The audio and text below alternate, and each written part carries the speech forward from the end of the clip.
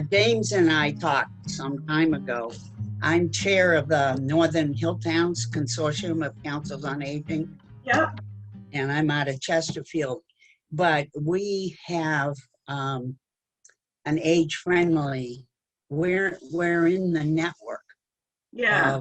And James suggested that I talk to you about how we could, I don't know, in what ways we could connect and collaborate.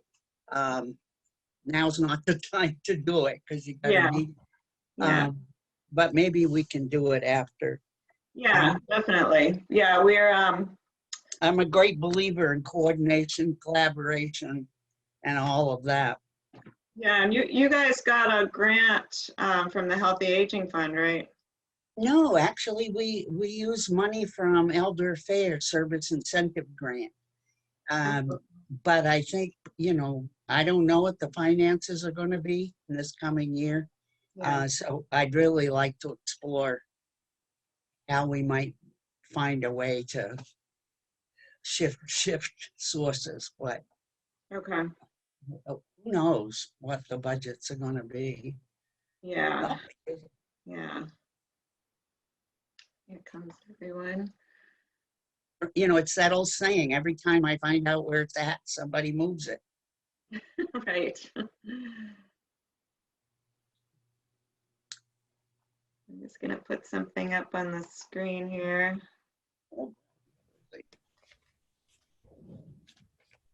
So I've shared, if you want, while we're waiting for people to come in, just write in the chat your name and your organization, and then just a couple words on how you would describe how older adults are viewed in your community in these days of COVID.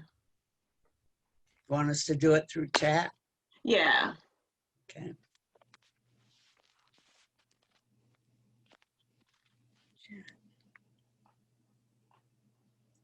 Becky, it's Leslie. Can you hear me? Yeah. Hi, Leslie. Hi, Becky.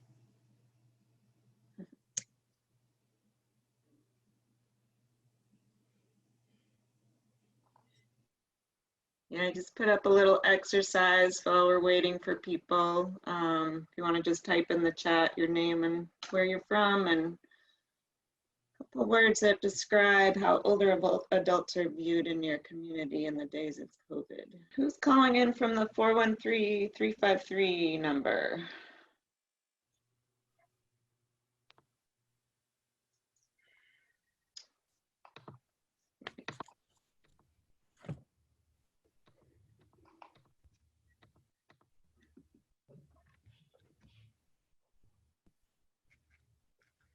So who's calling in from 413-353-3698, just so I can rename you on the screen.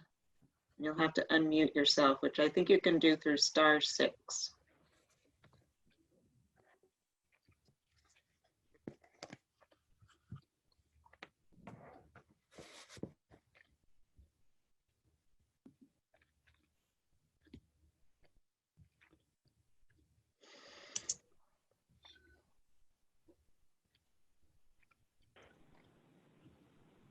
Hi, Becky. It's Holly from the Chicopee Council on Aging.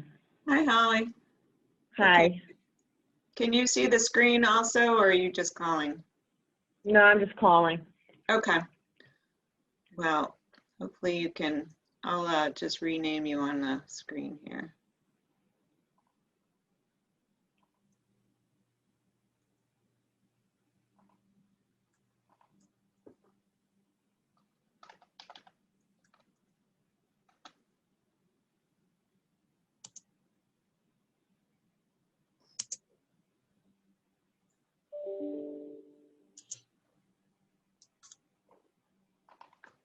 Holly, it's Holly Angelo, right?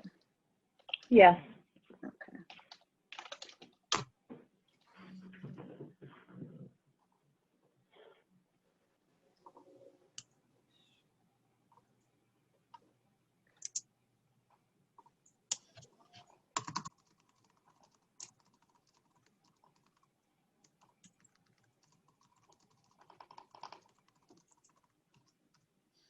Let's see.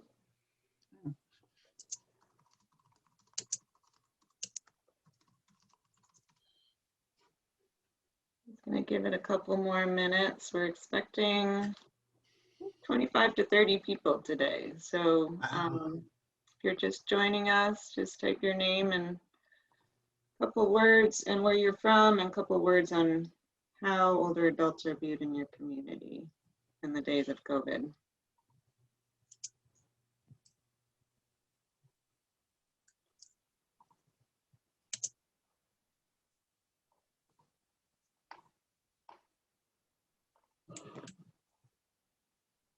Hi, Lisa. Hi. It's going to say good morning, but nope. Good afternoon. I know, it's already afternoon.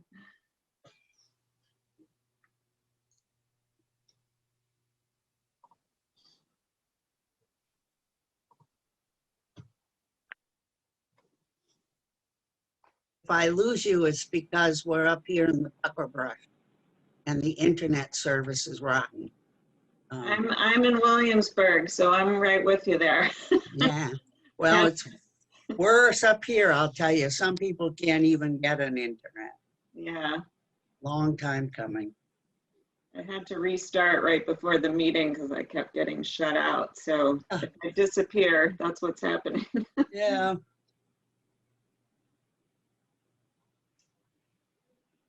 Okay.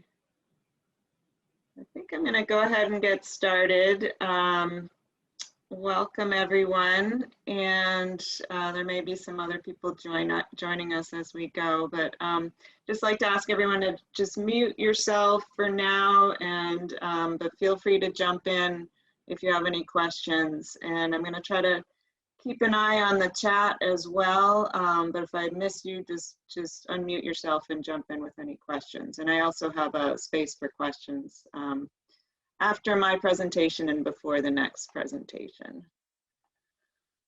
So this is the first meeting of what we're calling the Pioneer Valley Age-Friendly Collaborative. We hope you all will want to join a collaborative in the Pioneer Valley. And so I'm going to provide an overview of the Age-Friendly Pioneer Valley Initiative. And then we have Samantha Hamilton from the Public Health Institute of Western Mass and Age-Friendly Springfield is going to talk a little bit about their experience with engaging older adults and developing a community assessment. And then we have Risa Silverman from UMass School of Public Health, who's just going to announce a program that's in the works on intergenerational conversations. And then the main part of the meeting is James Fuccione from the Mass Healthy Aging Collaborative to give a presentation on reframing aging. And we'll have a short breakout group session just for a little conversation and networking, and then talk about some ideas for future meetings. So the Age-Friendly Pioneer Valley Initiative is a 3-year grant that we received from the Tufts Health Plan Foundation, and it's got 2 parts to it. The first is to provide technical assistance to communities in the PVPC region to help with age and dementia-friendly designation.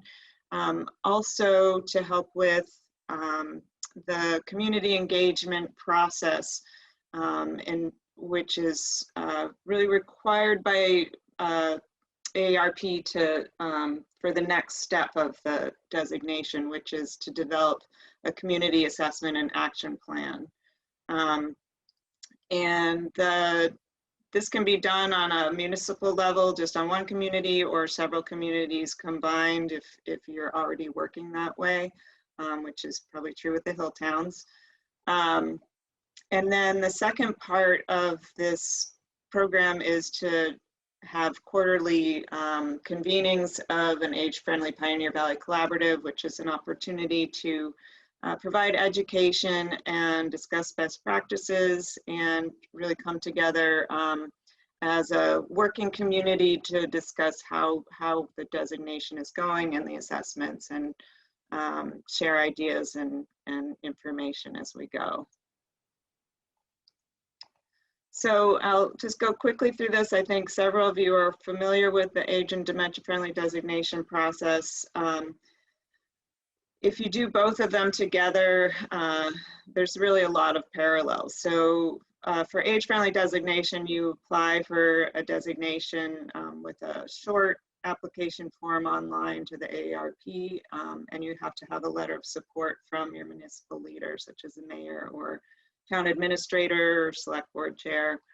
And then AARP will designate you as an age-friendly community for 2 years. And then they expect during those 2 years, you're going to develop a community assessment and action plan. So that involves having a working group together, which can be multiple sectors, multiple municipal departments, educational institutions, you know, nonprofits and service providers in the community, and really a broad range of sectors to be representative of the community. Also, a big part of that is engaging older adults, either on the working group or through outreach tools such as surveys and focus groups and listening sessions, and then to develop this community assessment and action plan. Then you submit the action plan to AARP and to Dementia Friendly Massachusetts for approval to get that second round of designation for age friendly and the dementia friendly designation. And then you implement the plan going forward and share best practices. And so in the Pioneer Valley, this is a map of our region, which is Hampshire and Hampden counties. The light pink hearts are for towns that have been designated as age friendly through that first level of designation. The purple are the towns that are working with us now through this grant. So this year we're working with Northampton, South Hadley, Agawam, and Belchertown. Ware is going to start the process a little later in the year, and then Munson and Westfield opted to wait another year while we're going through this COVID time to get a better opportunity for outreach next year. The red hearts are towns that have, or cities that have submitted action plans to the AARP and have that second round of designation. So as far as I know, that's just West Springfield and Springfield. I could be missing some because I know they're not updating the map as quickly as they usually do. And for the assessment process, we're generally following what the World Health Organization came up with as a model of the 8 domains of age-friendly communities. So as planners, we mainly focus on the built environment, so outdoor spaces and transportation and housing. And I know as councils on aging, you generally focus on you know, social environment, social participation, services for older adults, and also respect and social inclusion is another arm of that social environment, and civic participation and employment.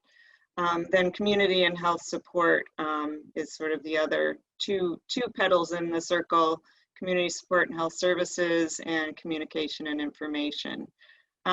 So one thing that's great about having you all here, and as well as some regional partners, including the Public Health Institute of Western Mass and West Mass Elder Care, is we have sort of those 3 different arms of this model. So the social environment, community and health support, and the built environment. And some of the assessment tools that we're proposing to use are the community profiles that the Mass Healthy Aging Collaborative puts together. So that's provides data on each community for people over, you know, for residents over 65. Also, we've been using municipal checklists that were developed by Age Friendly Berkshires and kind of building on those as we go. Those are a useful tool for municipal departments to use to think about, you know, what initiatives are already working and what you're planning on going forward to sort of get a baseline. Then we've been using the Livable Communities Survey, which is a very long survey that was developed by AARP, and we're working on looking at that to make it shorter and more, a little less scary because it's pretty big. So we're looking at that for both Agawam and Belchertown right now. And then engagement of older adults through working group participation, focus groups, and listening sessions. And we may include one-on-one interviews or helping people do the survey over the phone if they're not comfortable with the online survey. So just when we started this process of applying for funding, it was pre-COVID, and you know, the Tufts Health Plan Foundation wanted to know if we wanted to proceed, considering that COVID was shutting everyone down. But I think what we found is it really highlights some issues in communities, and it's a great time to try to engage older adults in the process. It's, you know, it's a good time to build an understanding and awareness of the needs and interests of older adults, and engage people through online tools and one-on-one conversations as much as we can. I know a lot of Council on Aging have been struggling with this in terms of, you know, making sure people are still accounted for and participating in, you know, either through weekly phone calls or trying to get through online participation. So we're hoping to be able to work with people on that as much as possible. And then the Aging-Friendly Pioneer Valley Collaborative is really a space for education and sharing best practices to identify issues that emerge from local assessments. And eventually we hope that some regional issues will emerge from this process, and we can incorporate them in regional planning efforts and in efforts such as the Hampden County Health Improvement Plan, which we co-facilitate with the Public Health Institute of Western Mass, and eventually apply for regional designation as an age-friendly Pioneer Valley.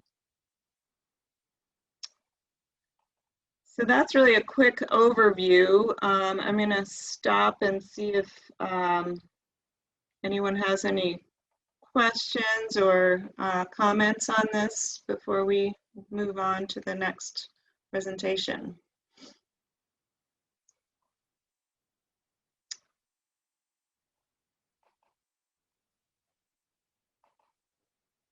Okay, don't see any right away, so we'll just move forward with, so Samantha Hamilton has offered to talk a little bit about the process that they underwent in Springfield for their community assessment process. And I'm just going to see if you hear, oh, there you are.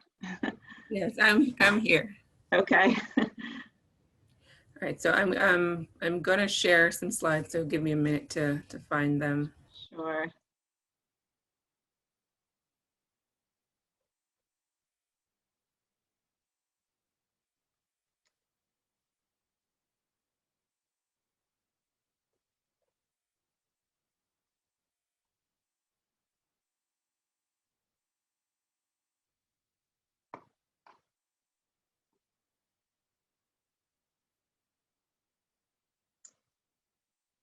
So maybe while Samantha's looking for the slides, does anyone want to share what you're doing for age-friendly work? I know Janice, you're doing some work with the Hill Towns. Many of, oh, I think you're muted, Janice. You wanted to talk.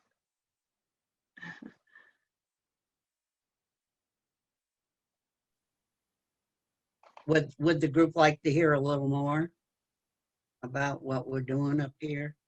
Yeah, why don't you go ahead and say what you guys have been doing. And then we'll hear. I have trouble being brief, as many people know, so I'll work on it. Okay. Northern Hilltowns Consortium is made up of 7 COAs up here in the Hilltowns, and we meet on a regular basis and look at how to create more of a regional network up here in the Hilltowns for people to develop their communities.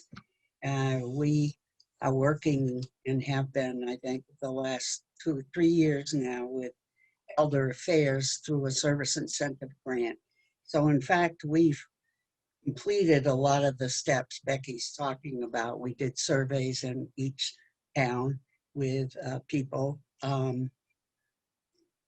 asking what you see. We adapted the survey some because some of the questions on the AARP, World Health Organizations, would make rural people laugh because of the urban referrals. But we then followed them up with forums, and now we had community forums with any number of people in the community. The select boards in all the towns signed on, where many of us have gotten to the point where we have core teams going through the surveys, the forums, and the whole 8 domains. So we're moving along. COVID's made that a little tough these days, but we also got together with the Hilltown CDC and have coordinated a lot of the work and information they've used to develop walkability grants and so forth. So using the data we got from the consortium COAs, which is kind of fun. So we meet together and we've developed a number of trail maps, and now we're working on a number of other things. Each town, well, I'm not sure about each, but several of our towns have already had a formal assessment of buildings and accessibility and so forth. So we're able to identify what is needed. So we're a bundle of beginnings, and I look forward to ways that we might join forces in one way or another and just keep spreading the spider web, because it'll make us all age friendly. And I do want to add the dementia piece very much, but I'm an old psych nurse, so what can I say? Okay. Well, thank you. That's great. Now, how are you doing, Sam? Are you ready for us? Yeah, yes, I'm ready now. Okay. Okay, so I'm gonna share and begin the slideshow. So the work of the LiveWell Springfield Age Friendly Committee focused a lot on resident engagement.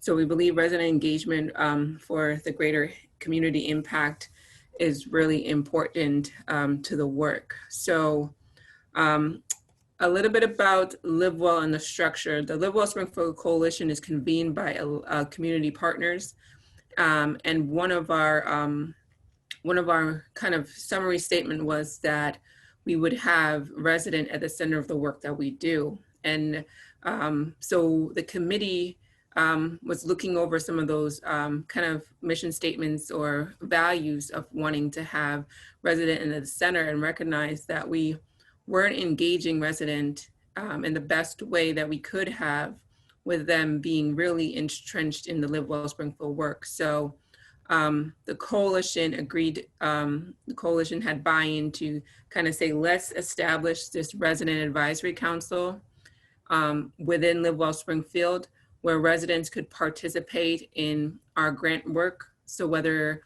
it's age-friendly work, climate work, or transforming communities, which focused on food access, physical activity, they were kind of formally integrated into the LiveWell Springfield brand. And in doing so, we talked about identifying the perfect resident. And it's not to say that there's this perfect person out there that would be the resident that you would engage, but looking at the qualities of what a volunteer resident would be or would have. So sometimes when you look for that resident that wants to be involved in some community engagement work, they might have already volunteered somewhere else or is engaged in other committees like school committee, neighborhood works projects, or other community-based working projects or volunteerism. So in our efforts, we did outreach and recruitment. We attended community meetings where other residents were already working on other projects and let them know about LiveWell's work. We invited ourselves to kind of other virtual meetings or meetups as well to get us to let people know what about the resident engagement work that we were looking for residents and what is the commitment. We had a steering committee, so we worked with residents that have already engaged community folks, like our MLK Community Center and Springfield Partners for Community Action and Wayfinders. So they've already had this process of figuring out how to onboard community folks, of how to retain them, and we wanted to put some of those best practices together and document and make clear documentation. So whether it's a formal, not application or volunteer profile agreement, whether it is a shared agreement on roles and responsibilities and expectations, and whether it's kind of figuring out how to track residents. So we created those documents and build our capacity in those steering committee meetings to kind of learn more about how the best practices of engaging residents would work. So I kind of mentioned a little bit some of these talking points, but we also realize that resident engagement has to be intentional work, and intentional work does take time. As much as we want to get people on board, we have to flesh out the logistics of what it would look like and what it would look like under specifically LiveWell Springfield. And then the working groups, we had working groups to help us push it forward because LiveWell meets quarterly, and we really need to get community partners in a room to help us flesh things out on a weekly, bi-weekly basis or monthly basis to understand what we're asking residents to do. And part of this steering committee was that we invited a resident who was already engaged with us around our age-friendly work in the conversation and in the meetings as well. So he helped us frame kind of being mindful about the terms and languages we use when engaging people. So we might have this professional language that we use, but when talking to real people, that might alienate them. And we have to be mindful of simplifying some of our terms sometimes, just for clarity purposes and making sure everyone is really understanding what we're asking for them. So, and then balancing the voice. So having a resident at the table, even in this planning of dividing a resident advisory council or any engagement program was also important, because that resident could tell us directly whether it's working for them, whether it's not working for them. So some of the work that, some of the roles of the resident advocate, we call them resident advocate under our program. Wayfinders call them resident health advocates. We worked with peer health advocates that were younger students that were doing community engagement work. Was that we asked residents to attend committee meetings. That also means being flexible about when you have your committee meetings. So if you want residents at the table and you and they work during the day, we can have a 10 o'clock meeting. That would not work. So our meetings were pushed to the evenings just to accommodate the folks that, residents that do work during the day. Residents share in the decision-making power. So decisions that were always made in the room were resident informed and input was given. And the value of residents was that they provided input on how to connect to community networks. They live in that community. They know about who is that community liaison, that community organization that we should talk to. We also engage residents in community assessment. They did walk audits with us. They did focus groups with us. They did community workshops with us, and they conducted surveys. We might as well have had the best volunteer employee that we could have, because the resident was engaged in the assessment process as well. And that helped us really be authentic, again, with them seeing for themselves how we're doing this work, them giving us input, and also when it comes time to present it back out. But those residents that we've been working with were the ones that the community connected with more about sharing information. They were the ones that I felt when we had our summit that the audience resonated with, because they were them. They were the communities that we wanted to impact.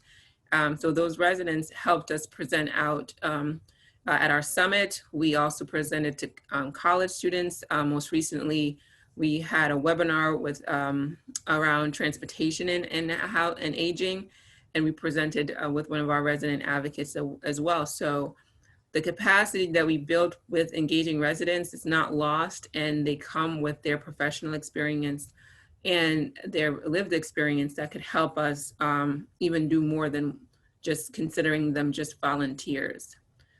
So the value of volunteerism is that our residents are giving back. This is naturally what they wanted to do anyways. We are also utilizing their professional and lived experience, like I said before.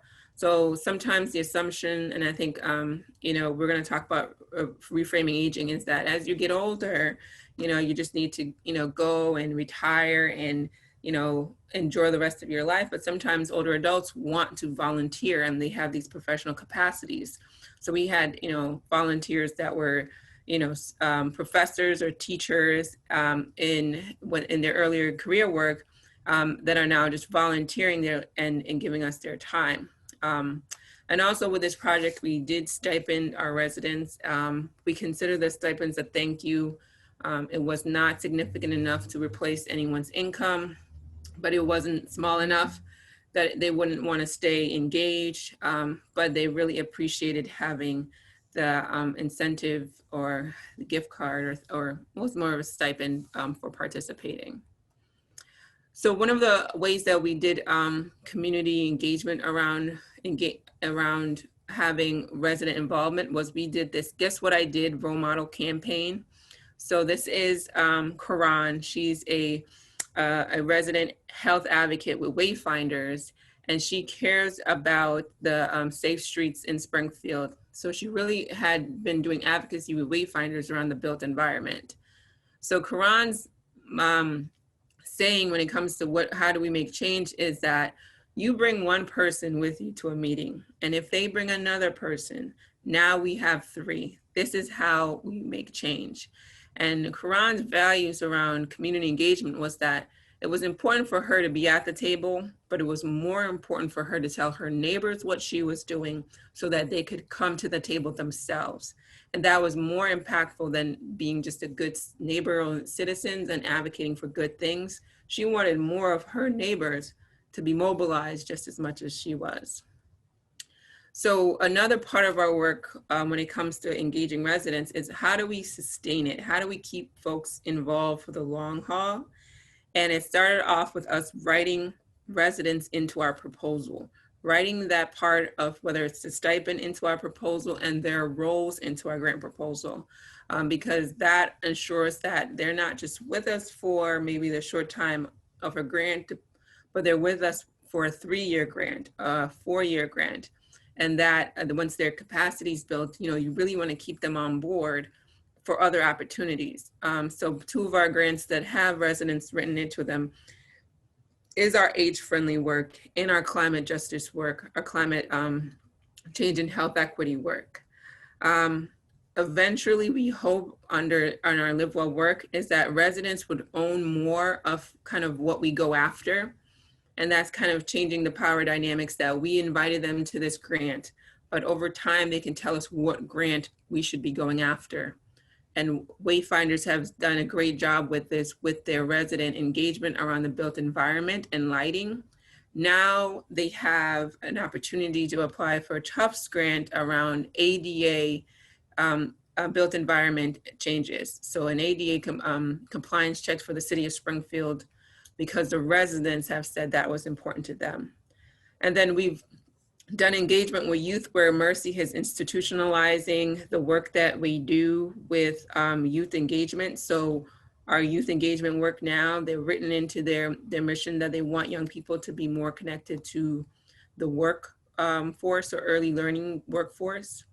There's this concept about the table, this analogy about who's at the table, setting the table, who's setting the table, if we could build the table, or are we at the right table? So this analogy is always being mindful of if we have the right people in the room and if the residents are in the room when we're engaging community. So we keep that in mind. And the last piece is around evaluating our engagement. Another piece is to ask ourselves or ask the residents that we engage, Do they feel like they are a part of the decision-making process? Do they feel like there's transparency in the work that we're doing? Do they feel like they've owned it to the point where they're talking about it, whether we're in the room or not? And that's kind of the ladder of engagement. It's a model where you go from just being informed, being aware, being an advocate, to like leading something in your community. So with our age-friendly work, we hope that our residents will kind of be leading some of these advocacy work, and that speaks to sustainability when our grant funding is over.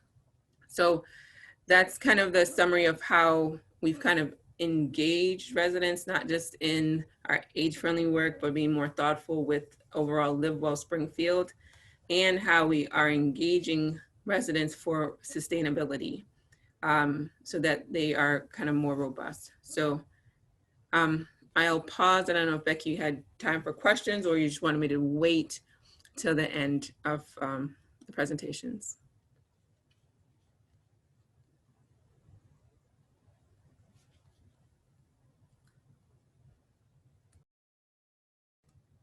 Becky, if you're talking, we can hear you, but. All right. Yeah, I think we have a couple of minutes for questions if anyone has any quick questions. Otherwise, let's see any hands. Oh, okay, Gail and James. Gail, go ahead. Thanks, Becky. Just a quick question, Samantha.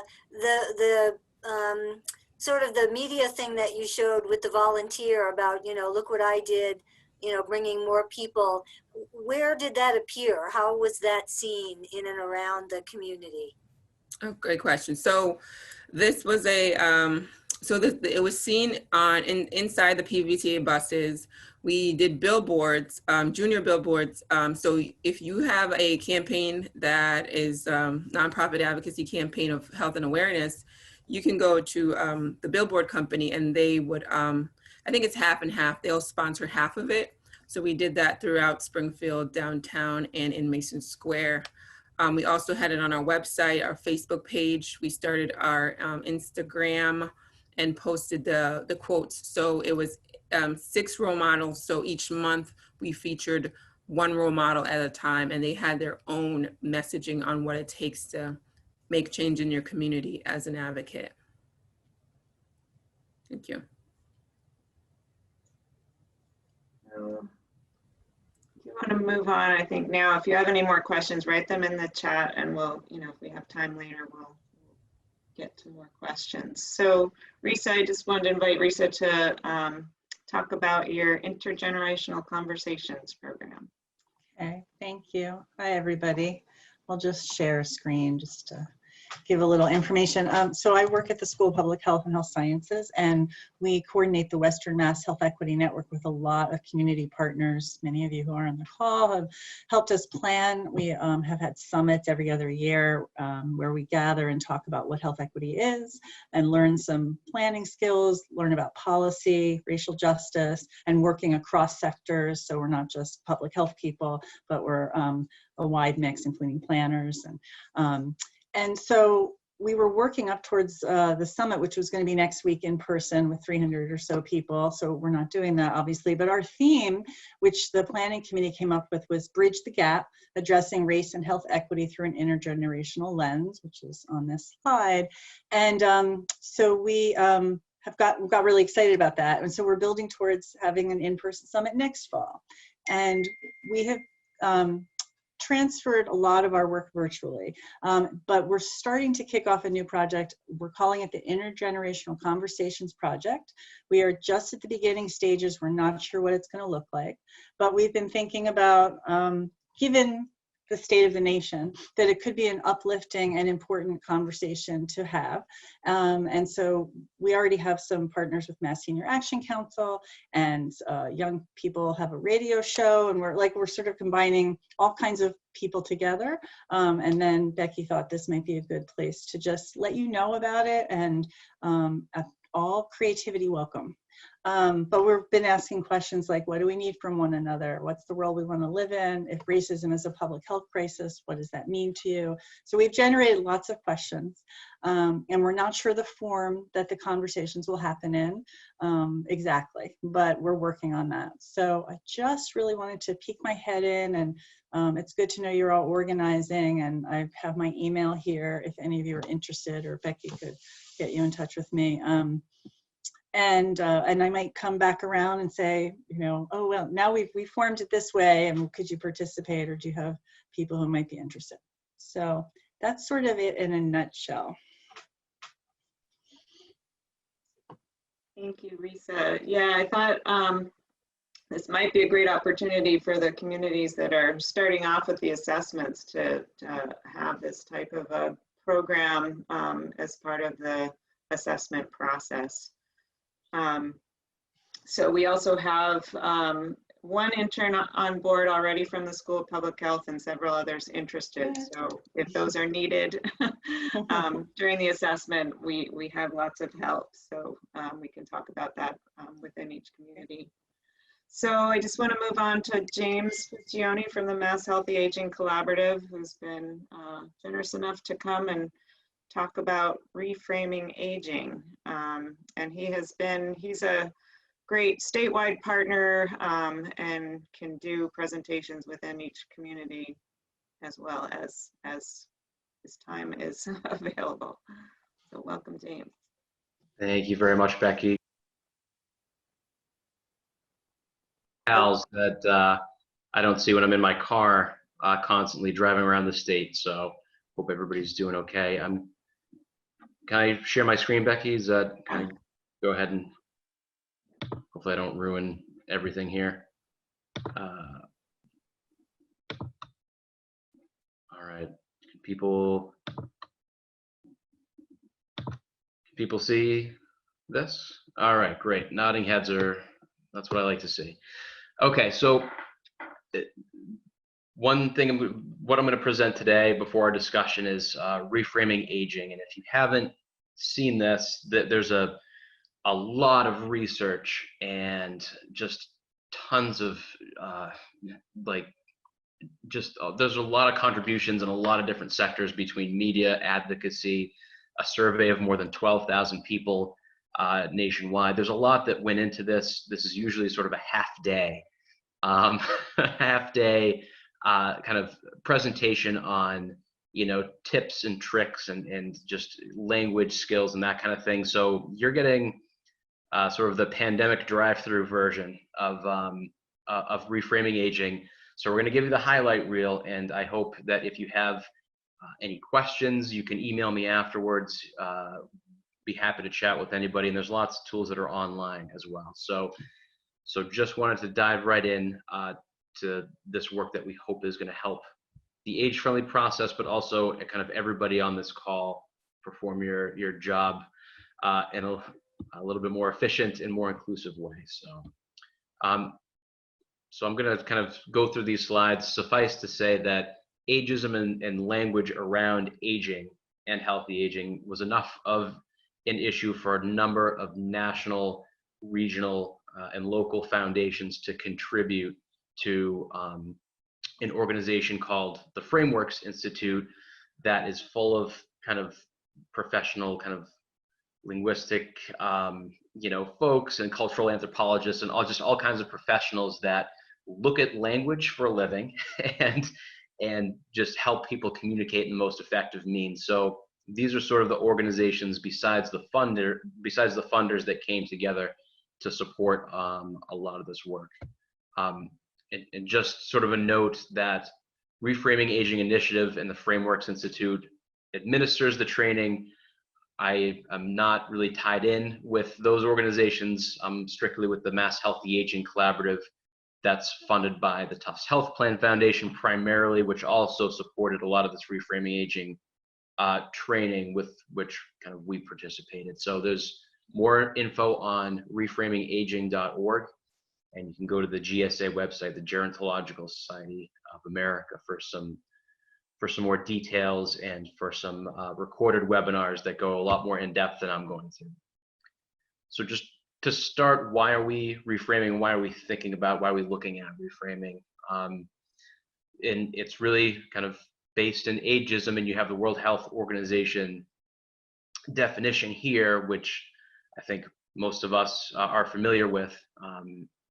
But also it goes beyond just sort of an obstacle or a barrier that people experience. And this quote from just a recent study kind of talks about how, you know, the stigma and ageist attitudes and that become ageist policies really infuses our communities and even individuals just with kind of this acceptance of being devalued. And that really impacts health.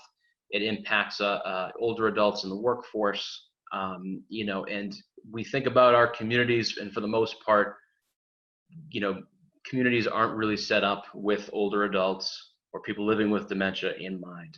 So what we're trying to do is kind of address ageist attitudes and policies and language. And that's kind of what reframing is all about for us. So with some of the goals, we're going to talk about quickly the importance of cultural models on our perception of aging, learn how to navigate what frameworks calls the swamp of aging, language, communication, and framing. And I understand in this political climate that swamp is a metaphor that may not go far with a lot of people, but it's what frameworks is sticking with. So we're going to be talking about the swamp of aging, language, and communication, and then gain an understanding of how communicating about and advocating for inclusive communities, including older adults, creates better and stronger communities for all. So we're going to try to start out, and so this is my first time doing this virtually, but we'll see how it goes. So we're just a brief exercise to think of a social media influencer and type some words in the chat that come to mind. So if you don't know what an influencer is, it's somebody with just such a following and a presence on social media that pretty much companies will endorse them to use their products. It has a lot to do with, you know, fashion, fitness, and, you know, a lot of athletes get endorsement deals, professional athletes get endorsement deals on Twitter and Instagram especially, but I'll leave a minute to type a few, for you to type a few things in the chat, just some words that come to mind when you think of a social media influencer. I don't know if I can see the chat, so Becky, you might have to, oh, here we go.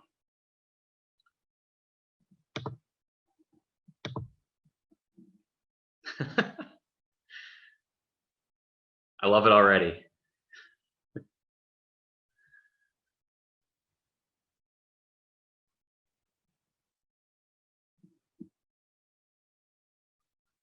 Right. And so what do you think a social media influencer kind of looks like? Who are they? You can even name some people, if some celebrities, if that makes the most sense to you, and just give maybe 30 more seconds. Oh, yeah, Michael, you're thinking of Colin Kaepernick? Yes, thank you. You got it. All right, so far we have kind of high energy, high personality, you know, some social media platforms, Facebook, Pinterest, Twitter. You know, it just feels more personal to folks. And somebody mentioned sort of the words hipster, artist, rapper, makeup fans, poets. Not always authentic. Okay.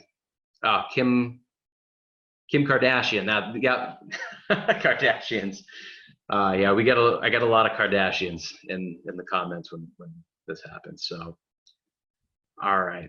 So now that kind of everybody has sort of these ideas of what a social media influencer is, I'm going to show you some of the social media influencers that we sort of promote and that we follow. So, we got one more. Hold on. Okay, thank you, John. So if you haven't seen this, I really encourage you to take a look. at this New York Times article, The Glorious Grandmas of Instagram. And it's really about, when you talk about reframing aging, these are a group of older adults, mostly women, that are literally changing our perceptions of old age. And pretty much these women have said, you know, just because I'm a certain age, I don't want to dress or look older. I want to dress in the way I've always dressed and be fashionable and just try out new things. So you can go on the New York Times and check out this article, but I love this quote that says they're asserting their presence on Instagram, intent on subverting shop-worn notions of what old, quote unquote, quote, old looks and feels like. They are, to hear some tell it, 100% slaying. And I just think that's the best quote ever. So there's another account that, if you haven't heard of it, want Showas Young. It's this is an older Taiwanese couple. She is in her 70s, he's in his early 80s. They own a laundromat, and their son happened to get in fashion design. So all the folks that have left clothing in the laundromat for long enough, these kind of laundromat owners kind of take their stuff, and their son, who's the fashion designer, sort of says, here, let's put this stuff together and take pictures and put it on Instagram. And they've become sort of these fashion icons with 150,000 Instagram followers. So again, reframing what it looks like to be old, and they're getting so much support. It's really great to see. If you have Instagram, I encourage, it's a really great follow. But this quote is great from BBC News. What makes the couple happiest is inspiring others to think that age is no obstacle to looking trendy and having fun. So, and I just wanted to go one step further, and this is something we've shared before, but within the Reframing Aging training, you know, we think about this sort of this concept of communities and environments that work for all ages. And there was a worldwide survey, marketing survey, and it pretty much boiled down to this: that age is becoming a less reliable indicator of just about anything. And we just talked about, you know, style icons in their 90s. You have billionaires who are 25 and people dating in nursing homes. So being a marketing study and led by marketers, they boil it down to a headline, thankfully for us and our time constraints. But they said, you know, it boiled down to aging isn't just for the old and living isn't just for the young. So that's what we really try to get across with this age and dementia friendly movement, that we are all aging, we're all in this together. And so what that social media kind of influencer stuff is an example of is a cultural model. We think of, a lot of people tend to think of older adults in a certain way, that, you know, older adults don't use technology, they're not on social media, and this is just something for a younger generation. And that's an example of a cultural model, which is sort of a shortcut created through, you know, largely automatic assumptions and just things that we experience in our day-to-day lives. And people rely on cultural models to interpret, organize, and make meaning out of all sorts of stimuli, experiences, feelings, thoughts. But for our purposes, it's about communications and how we frame and present different things that we're trying to get across, whether it's advocacy, you know, grant writing, working within our own communities with community residents, and so on.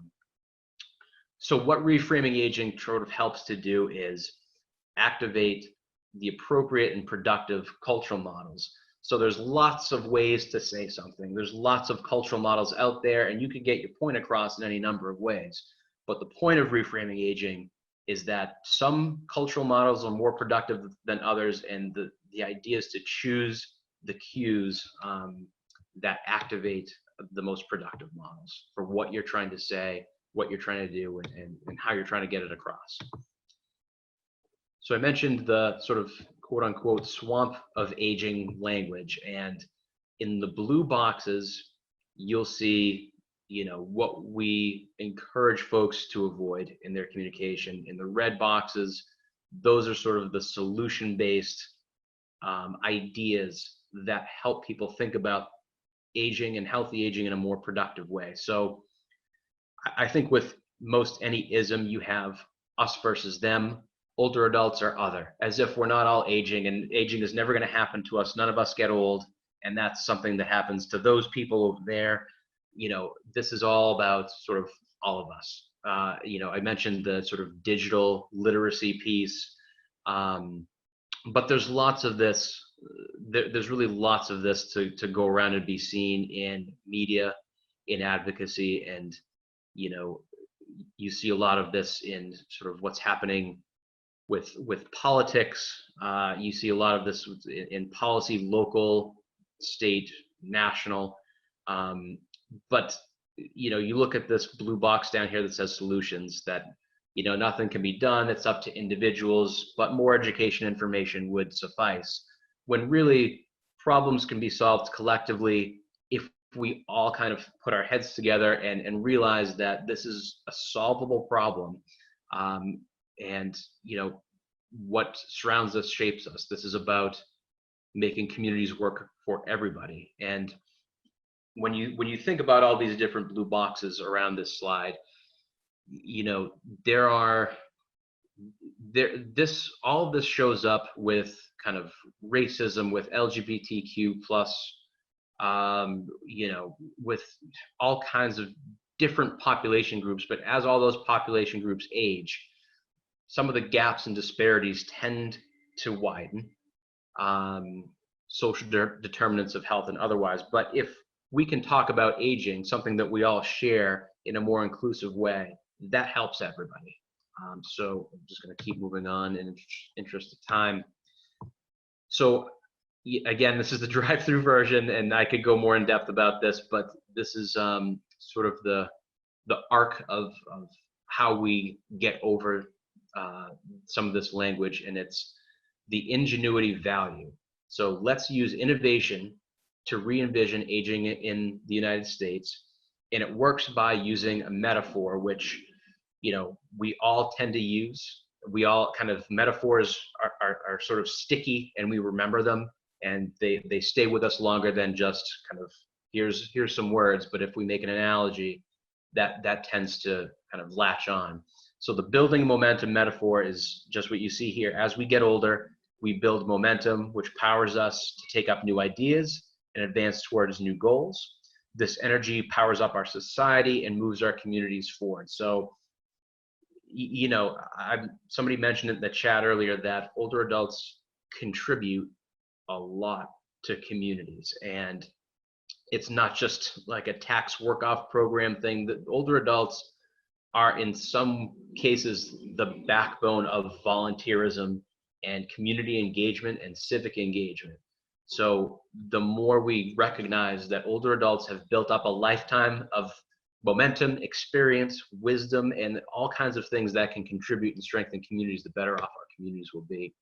So Riza mentioned sort of, and we didn't coordinate before this, but one thing that Riza talked about was in intergenerational community centers can boost older people's participation in our communities. And I'll talk about that in a little bit, but just to dive in a little deeper, you know, when you talk about values, that's something that everybody tends to identify with.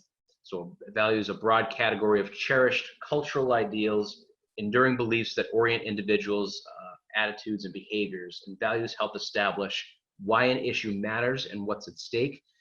So in that othering kind of part of the swamp of aging, you know, one way to solve that with most any ism where othering exists is me versus we, and not saying, well, this is how I've made decisions, this is the life that I've built up, and financial planned myself this way and everything's fine, but you know, people have their own issues and that's somebody else's problem.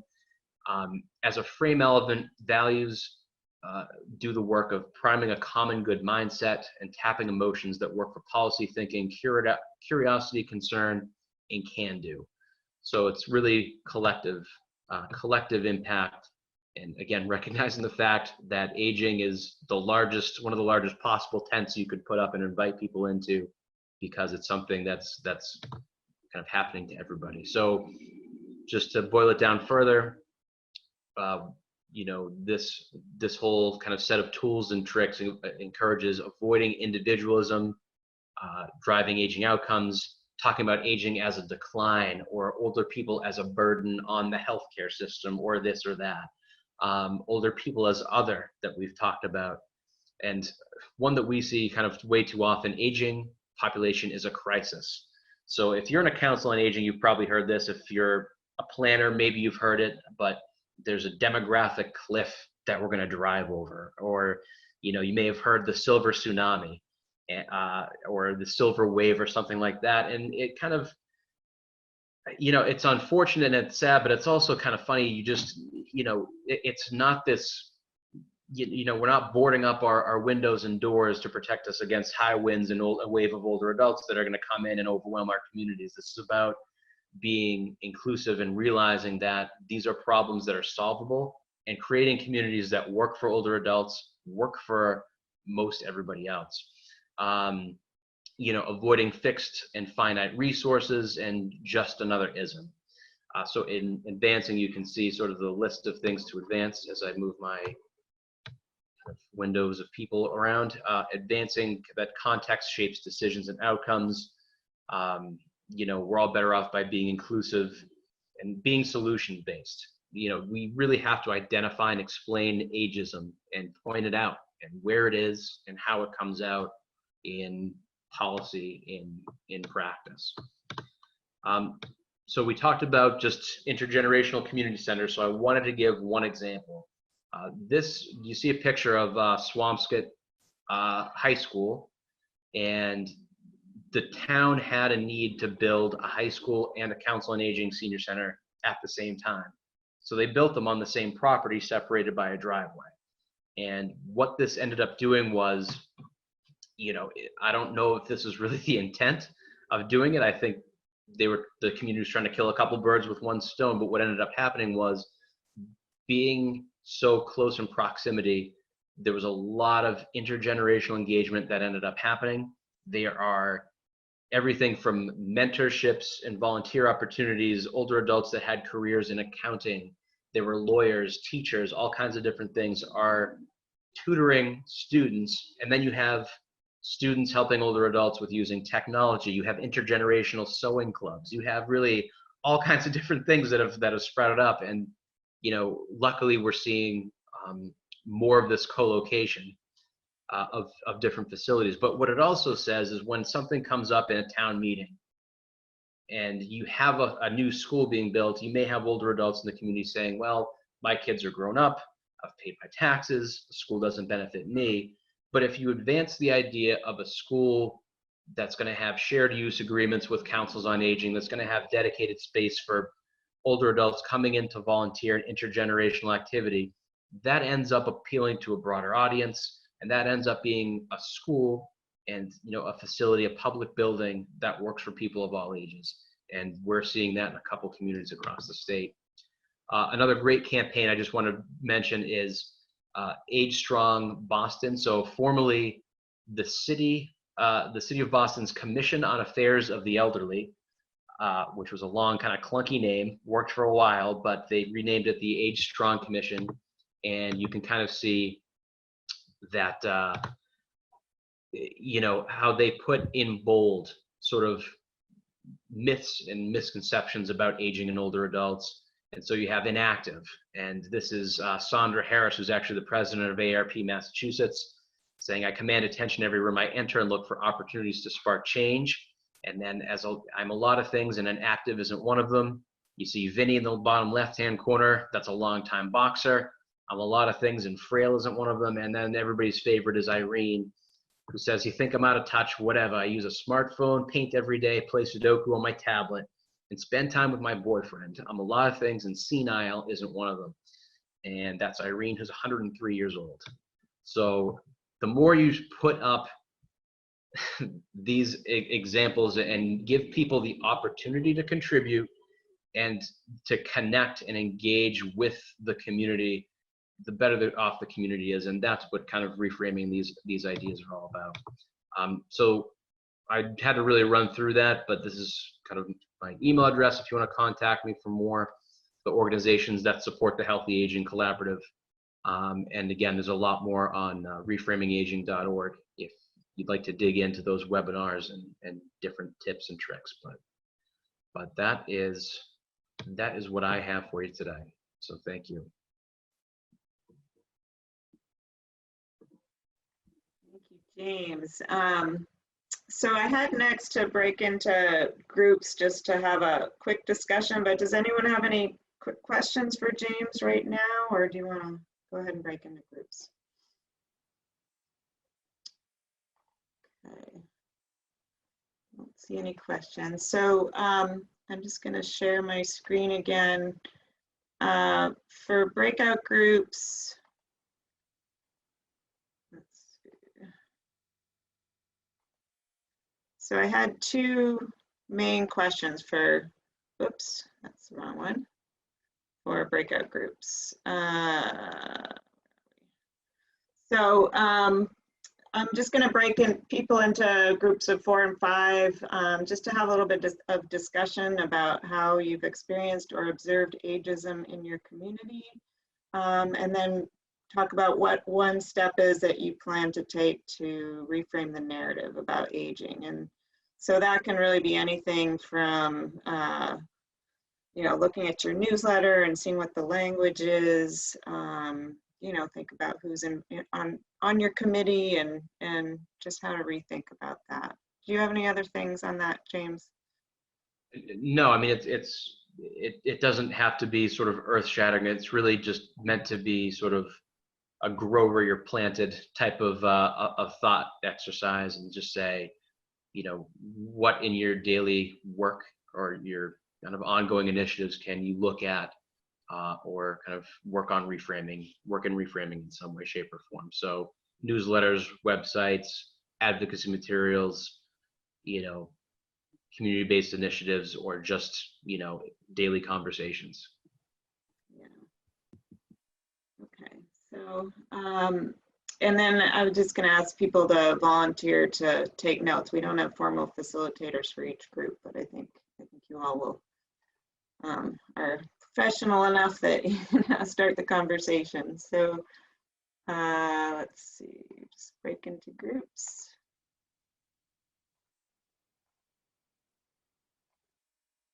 Okay, and you'll just have to accept the rooms.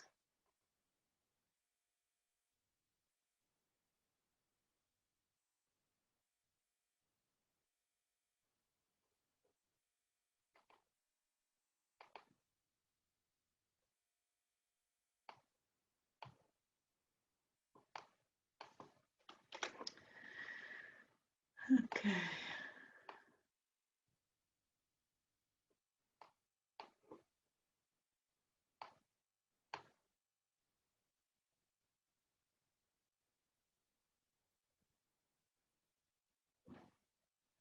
Hi, Mary Beth, can you hear me?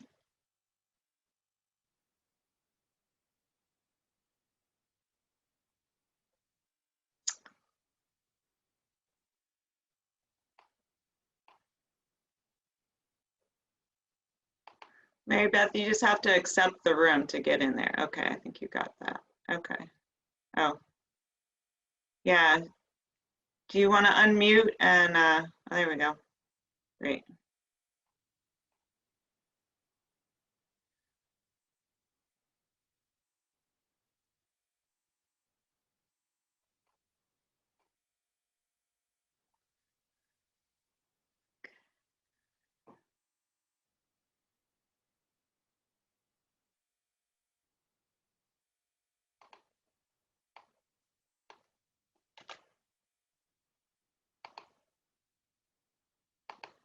Very upsetting. I like that one a lot.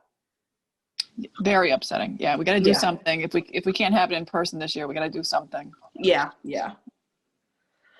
Hi, everyone. I'm just typing the questions in the chat, so. Oh, sure.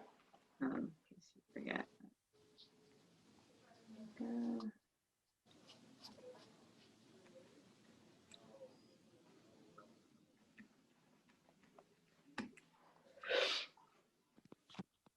Okay.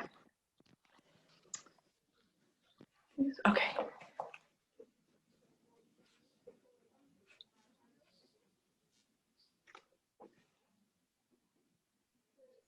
And you can start off by, does everyone know each other?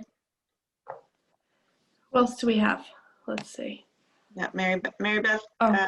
where you- I don't know you all. I'm Mary Beth Ogilevitz. I'm the Director of Senior Services for the town of Amherst. Hi, Mary Beth. I'm Jessica Langlois, and I'm the director over at the Belchertown Senior Center. Oh, I feel like we've communicated I think we have. via Yeah. email. Yes. Oh, Yes. Nice to meet you, Jessica. Nice to meet you. Thank you. How is going in Belchertown? You know, not too bad. I'm home today because I'm a little under the weather. So if my voice starts cracking, you'll have to excuse that.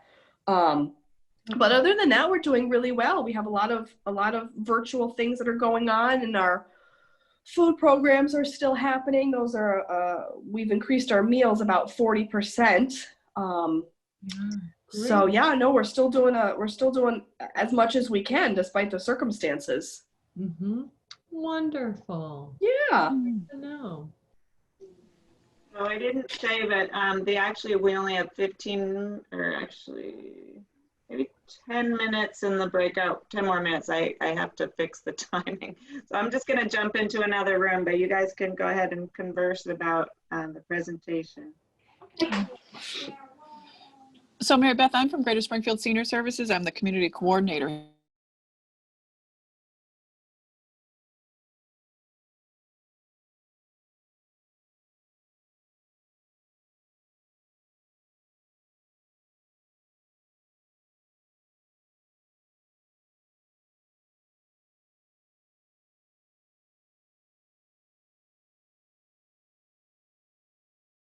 And that's her big guilty pleasure right now. But she wears a mask the whole time. She going to let me know that. But I totally agree with you there. There are some people, she's 91 and can do that, and her sister is 93 and is the opposite. Doesn't want to do anything, doesn't go anywhere, and has the complete opposite mindset. So Yeah. Two sisters in the same family that are polar opposite when it comes to what they can and can't do. Yeah. Yeah. I Well, would definitely echo that sentiment in South Hadley for the seniors that we talk to every day and interact with over the phone. Just this feeling of I've had it already, and I want to go back and see my friends, and I want to play cards. It's frustration, and they feel like they're, they're being forced to do this, and they don't want to do it. They want to be going and interacting, and so it's definitely a very frustrating and stressful time for folks. Certainly. Yeah, Becky, we were just talking about how seniors themselves, it's sometimes perpetuate ageism. Internalized ageism, if you will. Yeah, it's internalized ageism, and just a mindset, and that kind of led us to talking about COVID. Yeah. I think we're all frustrated. Yeah. And mindset is just such a huge part of how we define who we are, and so I mean we see it in society, the ageism, but from people of all ages, how it's ingrained. Yeah, and COVID has really accentuated that, to tell people it's dangerous to go outside, and it's dangerous. Because you're old. Yeah. Right. Because you're over 60 or 65 or pick a magic number. Yeah. Yeah, I thought it was interesting when I met with the Y the other day, because we have a contract with them, and they said that most of the people that are coming on site are actually they're over 60 people. Right. And so, I just thought that was interesting because, I think that people, who really put that effort into taking care of their physical health, that's the first thing they want to do is get back to the gym. So yeah. I've been having this thought listening to CDC and DPH regulations about the closures and COVID and stuff. and they come out and somebody, I don't remember who it was, basically said, we don't know if you're at risk because you're over 65, or if you're at risk because when you're over 65, you're more likely to have other comorbidities. And it really kind of touches on this whole issue, which is a 75-year-old, otherwise completely healthy individual really any more at risk than a 30-year-old with medical diagnoses? Right. So. Yeah, I would guess that really the message that's being conveyed is not clear enough. I mean, it's sort of like the whole thing that, yeah, there's been a lot of miscommunications, and I think that's the unfortunate thing, really, is that if you're vulnerable, you should take precautions more than others, perhaps, but we don't know, so we're living in a state of fear. I'm chuckling because I know a 91-year-old that's ready to drive head first with her car on fire right into the Walmart, and doesn't matter at this point. She's like, I'm 91. What are you going to do to me? I've lived a long life. I'm all set. I'm ready to go out. She's annoyed that she has to go to church online. That's the... she's like, I want to go back. I want to do what I want to do. It's my life. I lived through the Depression and World War II and everything else, and now I got to stay home. And it would be really interesting if you take that attitude and merge it with the fact of how many of these seniors are then socializing at the end of the day. Probably not many are they're going home and doing their thing at home, at least the ones that I talk to. So if they want to come out and engage, let's say at a senior center, and then go back home and begin isolating again or quarantining, they're really not that group of people that are going to be engaging outside of their regular everyday circle. The way that I think, like, I'm going to work every day, so I have that population. My wife is going to work every day. She has that population that she's then re-engaging with. Whereas, we're sitting here and saying seniors are most at risk. We're not opening senior centers. But when we look at their patterns of behavior among the ones that are coming out, if we really trace that to who are they then jeopardizing, the ones that want to jeopardize their own safety should have every right to do that. From the standpoint of, I've lived my life, I'm happy with where I'm at. Let me go out. If I'm endangering myself, so be it. I won't endanger anybody else. Well, she has no intention. We've heard. It's more that she just wants to get back to her routine, and she'll still wear a mask. She'll still socially distance. She's fine with all of that.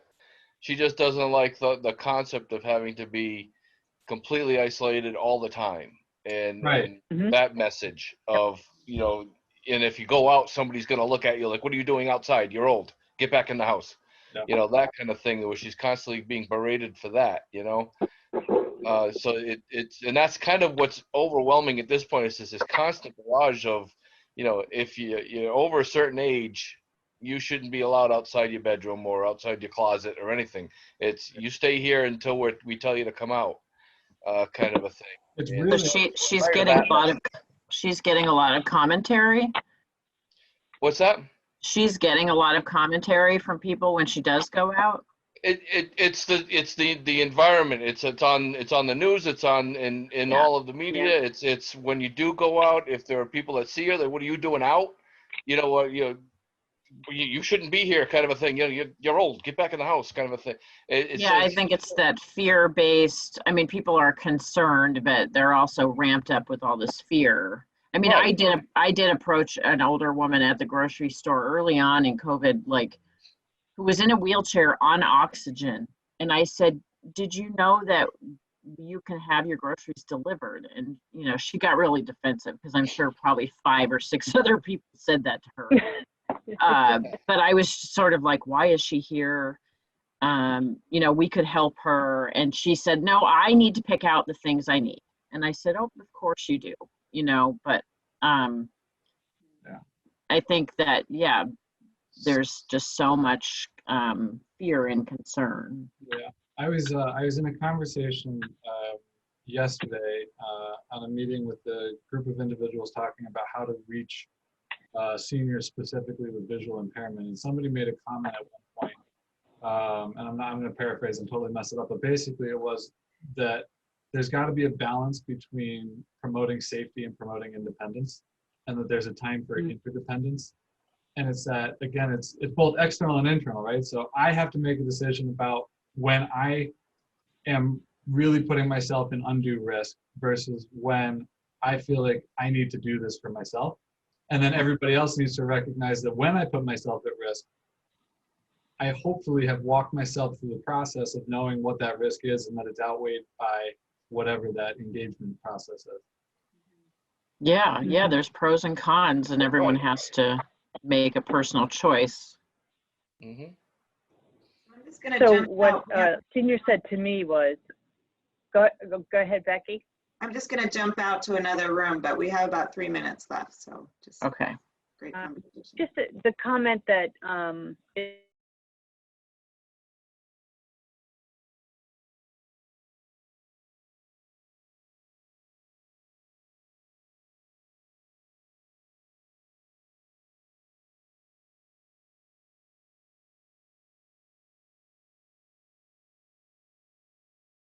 Who they were before was even, Becky sneaking in. yeah. You're on mute, Becky.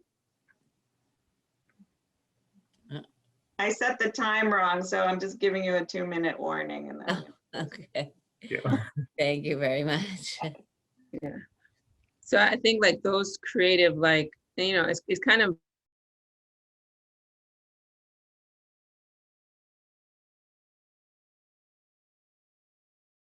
some resources, but the things that came up is the RMV wasn't giving people a place to sit when they were waiting for their appointment. You know, they didn't have a desk or a clipboard that somebody could write on. And if somebody has arthritis or some vision problem, they're up against a window trying to write down these forms. So we've actually helped the RMV sort of reframe how they're serving older adults, because it's something that they've never dealt with before. So, but you kind of don't know until you really start thinking about it, unfortunately. Becky, are we over time? no, I was just jumping in. I'm gonna close the rooms in about a minute, so I just want to let you know because I had the time set. So. Yep. No, thanks very much. I wish more people would think, James, of what you're doing with the registry on voting. I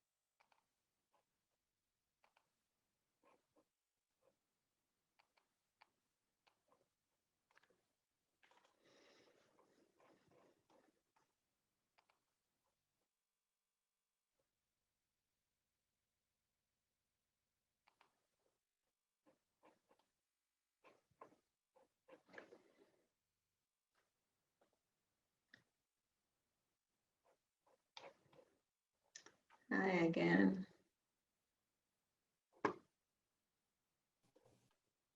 We still have some rooms open.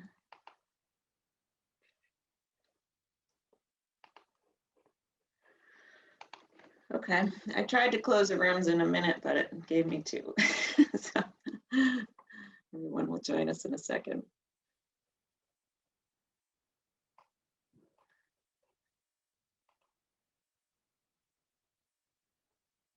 Okay, thanks, Samantha.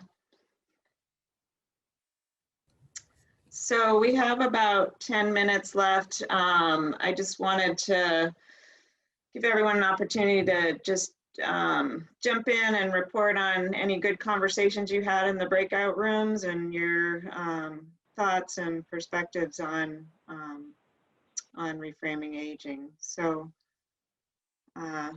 feel free to unmute yourself and jump right in, or raise your hand and I'll call on you. Brenda, go ahead. Hope you have to. Yeah. So it looked like Samantha was taking the notes, but then she just said she had to leave. So I guess I got nominated.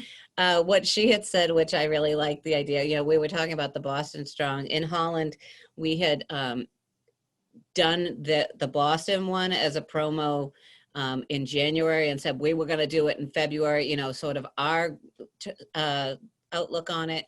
And then we ended up not being able to because of a printer problem and COVID-19 happened and all that stuff.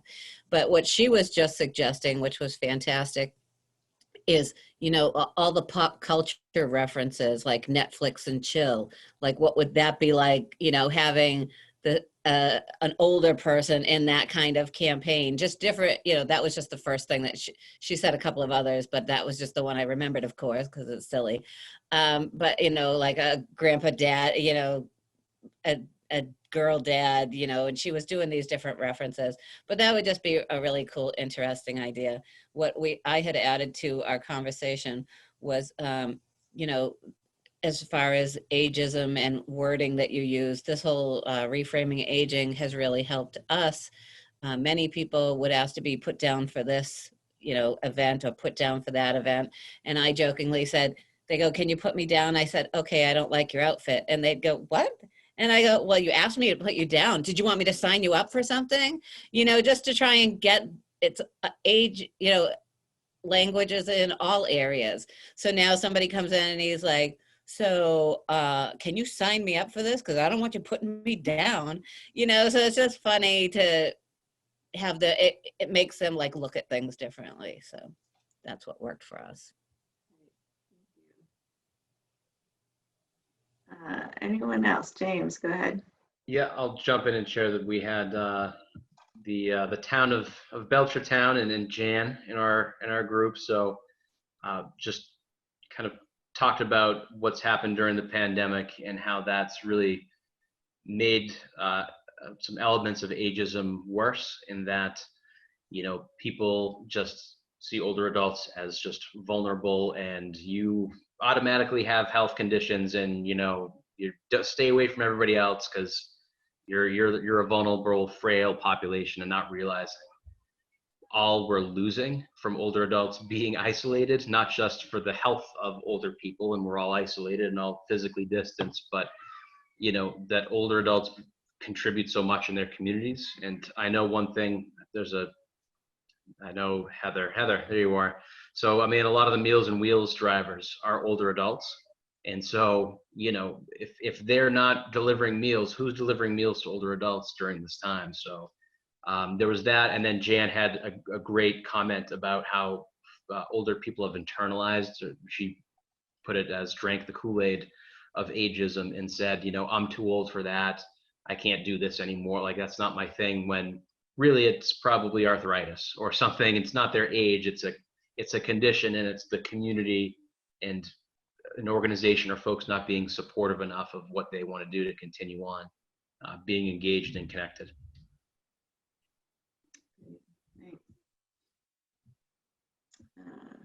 Anyone else?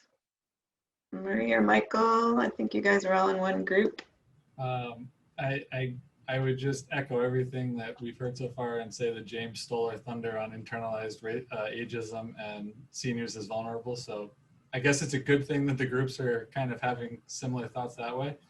A lot of our conversation ended up stemming around COVID and the effects of COVID, and because our group happened to all be senior center directors, so it's just very forefront and center for us. And I guess to that point, one of the things that came up was just, you know, the notion of balancing safety and independence and dignity of an individual. And, you know, every senior center at the beginning of this, and most of us still, are just shut down with very little input from anyone that we're serving, as if that's the best thing to do. And I don't know that I would necessarily be quick to change that right now, but I think it's important that, you know, in the future, we look at the reaction of COVID so that we can plan better for future and involve the seniors when we think about Samantha and the table, and how do we bring the seniors into that conversation and make sure that they're part of that process. Yeah, I think the other thing that I was just mentioning is that I think we're often the place that the rest of the city points seniors towards when there's a problem. And I think that you know, I know this is probably happening in other places, but in Northampton, we've experienced this where seniors, you know, are facing barriers that they didn't face before in new ways, and that the departments themselves are facing barriers in new ways and not necessarily stepping up to the capacity of how is this not age friendly, because we're in a crisis, right? So we're just you know, we've closed our doors and we are not seeing people in person, but in fact things need to be adaptable, because if a senior usually pays their bill in person, they need to know how to do that, because they can't go online if they haven't done it before, and now they've all these barriers. Like, so I think that as the senior center, we get calls, you know, how do we address this problem, usually from the consumer.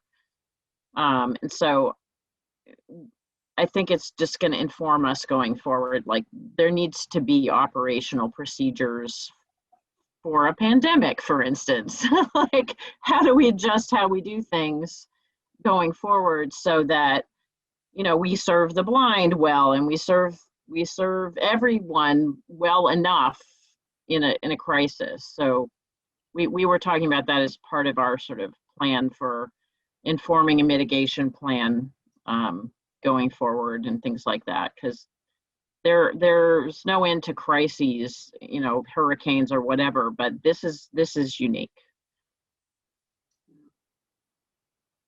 Thank you. We have just a couple minutes, and I think there's one more group, but I wanted to give everyone an opportunity to, I was going to talk about ideas for future meetings, and we did a survey, so we had some feedback. It was pretty evenly spaced across topics, but if anyone has any quick ideas for future meetings, just write them in the chat or send me an email. And the next meeting will be early December. But did anyone from the other group have any other thoughts, just so I don't miss you? I think it was Mary Beth and I think Janice was going to say something. Okay, go ahead, Janice. I think the ageism comes through too when, you know, as Marie was saying, there a lot of things happen through the senior center or through a COA, and we've had to stretch, you know, to find way to social distance, to talk to somebody. Luckily, we have some grant money for someone called the Connector, who actually is able to follow through on all the details of how to hook up with services that often are details that are not known through a caseworker or someone who's got a caseload of 100 or more. I have people calling me, and I bet Marie does, who are saying, our yoga group is on, that's full of people. You know, when it gets too cold to have it under the tent, can't we come inside? You know, and there are other programs we could do, but the town, and they're all good people, but the town thinks in loaves, not slices. And so trying to get beyond that, they're all frail, they're all old, they're the public, we can't open specific programs. I think every COA and center is going to face that. You know, I get feedback all over the place that, oh, we're not even thinking about that till spring. Oh, maybe longer than that. Well, come on. People do have the ability to determine what the level of safety will be. The irony is all of our committees and boards are still meeting here because it's a huge room. So how do you move beyond that ageism and say, could we start looking at how we can gradually reduce isolate? It's very hard to get people to listen. If I can just kind of piggyback off of that and just say that it's something that, so as a trained social worker, it's often been said during my educational process, my teachers would often say, remember that when you're talking to a client that you would always want to remind them that this is a mutual relationship where you are the expert on you and I am the expert on the resources available to you. And if we approach the relationship in that manner, then I think it gets to Janice's point, which is there are things that we can do during COVID to address the needs of the people we're here to serve in a way that allows them to feel safe through that process. And I will fully admit that Agawam and me at the head of it has had a real struggle with how do you balance what I believe is safe with what is safe to the individual. Yeah. Thank you, James, and thank you, everyone. That's a great great way to close. I don't want to keep you too much past 2:30. So, but thanks everyone for coming. I'll send out a little survey and we'll come up with a topic for next time. But I hope this was productive and great to see you all here. So thank you and have a good rest of the afternoon. Thanking you. Great meeting. Great, thanks. Thank you.